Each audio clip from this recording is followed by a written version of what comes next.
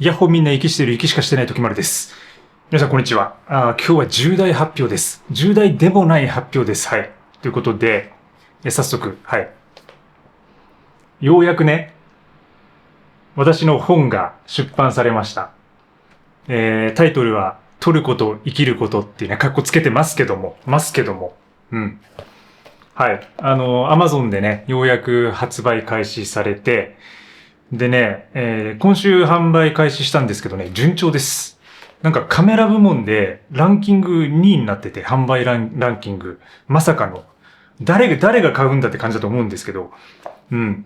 でもね、頑張って書いてきましたよ。で、このチャンネルでも何度か、もうちょっと頑張ります、もうちょっと頑張りますみたいな言い訳を毎回しながら、心苦しい中、やってきたんですけど、なんとかね、自力で完成させて、ようやく2ヶ月ぐらい構想からかかったんですけど、そんな感じです。なのでね、ぜひ、写真に興味ある方はぜひね、読んでみてください。で、Kindle の方がおすすめかな。なんか、この本もいいんですけど、ちょっとね、正直ね、サイズが半端なんですよ。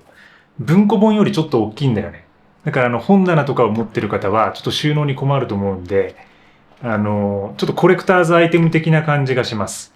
ただ文章は結構ゆとりあってね、読みやすいので、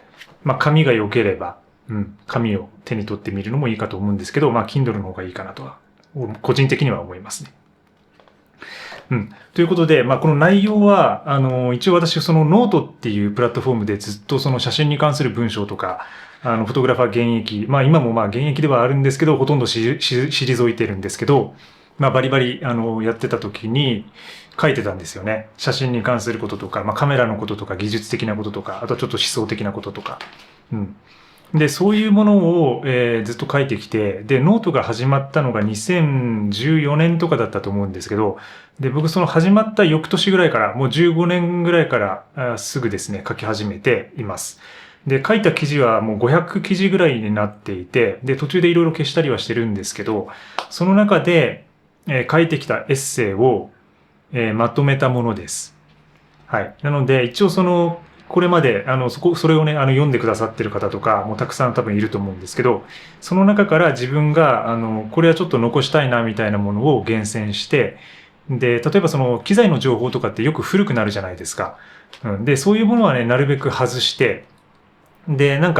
いつ読んでも役に立ちそうなものというか、そういうちょっと、抽象的な話とか、文章でしか味わえないようなものとかを自分の中でまとめて再編して言語化したものです。はい。で、内容そんな感じになってますね。で、ちょっとね、写真もちらちら入ってはいるんですけど、今回は写真がメインというよりかは、文章の方がメインですね。一応もう挿絵的に入ってはいます。で、Kindle の方はカラーで、こっちの方はね、モノクロみたいな感じなんですけどね。ちょっと入ってるので、その辺を見たい方もね、ぜひ見てみてください。なかなか、大変だったんですけど、毎回本を作るのは大変なんですけど、でもできた後はね、また作ろうって思うんですよね。もうやってる時は、こんな大変なこと二度とやるかみたいな感じになるんですけど、書き終わって出版してみるとですね、なんとなくまた次作るかみたいな感じになっていて、でも実際にちょっと次の本に取り掛かりつつあります。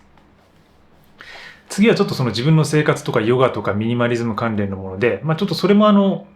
ートのやつをまとめたいなと思っているんですよ。というのも、自分はもうノートのアカウントを多分削除するんですよね。ノートを消したいなと思っていて。で、それもあって、で、だったらその自分の本として、形にしたいなと思って、で、ノートではその写真のことだけではなくて、いろいろ書いてきたので、生活のこととか、ヨガのこととか、ちょっと生産性向上のこととか、そういうこととかいろいろ書いてたりするんで、そういうことを、そっちの軸でももう一冊ぐらいですね、同じような感じで、作ってみようかなと思ってますね。で、結構内容はね、ノートのやつから大きく書き換えたりしていて、で、ただその当時の自分の間違った感じとか、は、あえて残したりしてる部分もあります。なんかこれは今はこの考え方じゃないなっていうのも、まあ、その時書いたものとしてちょっとね自分の記憶としてもねなんかいいので、それはこう残してる部分もあるんですけど、まあ、大体は書き換えてますね。うん、で古くなった情報とかそういうものを書き換えたりしてます。で僕その書くときには基本的に GPT なんかは使っていません。でこの本の構成とかなんかそういうのには使うんですけど、なんか最近はやっぱその自分で書いた方がなんかいいなっていう感覚があって、でもちろんその最近 AI とかでね本書いてる人もいると思うんですけど、僕はもう自分の言葉でっていうかなんかそれで、自分の言葉で書いていきたいなって思っているんで、今回もほぼほぼまあ使わずに仕上げてますね。で、スナップとかポートレートの考え方とか、撮り方とか、あとカメラの選び方、レンズのこととか、あと撮影時にどういうことを考えているかとか、思考とか、旅先での工夫とか、あとはその、どういうふうに写真と向き合ってきたかとか、その仕事の中で、どういうふうな困難に当たってそれをどう乗り越えてきたかみたいなものを書いてます。なんで、まあ、ちょっと抽象的な部分があったりとか、で文章も全然未熟だったりするんですけど、でもなんか、自分にしか書けないものが書けてるかなっていう気がするので、なんか写真を始めたばかりの人もいいと思うし、でもすでにやっていて、で、ある程度まあ経験がある人にもね、ちょっと読んでもらいたいなとは思いますね。はい。ということで、簡単でしたが、今日は私の新刊、撮ること、生きることのご紹介でした。で、英語のタイトルは Notes on Light and Life っていうふうにしてます。まあ、そのまま、まあ、撮ることと、生きること、写真と生き方みたいな感じですかね。で、やっぱりなんかこう本作るっていうのは結構自分の中のこう区切りみたいなところがあって、まあ、これでね、これで触れてない重要なテーマがあるんですよ。それはやっぱり AI のことですね。AI のことに関してはこれでほとんど触れてない。まあ、触れてる部分もあるんですけど、その重要なことは言ってないんですよ。AI に関することを。だから、これってその AI 全的な、つまり AI 時代の前ですね。のギリギリの終わりかけのそのなんか文章っていう感じなんですよね。自分の中では。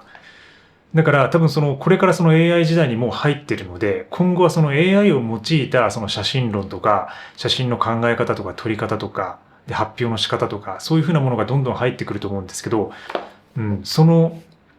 こに移行する、その時代に移行する前の全写真論みたいな、なんかそういう感覚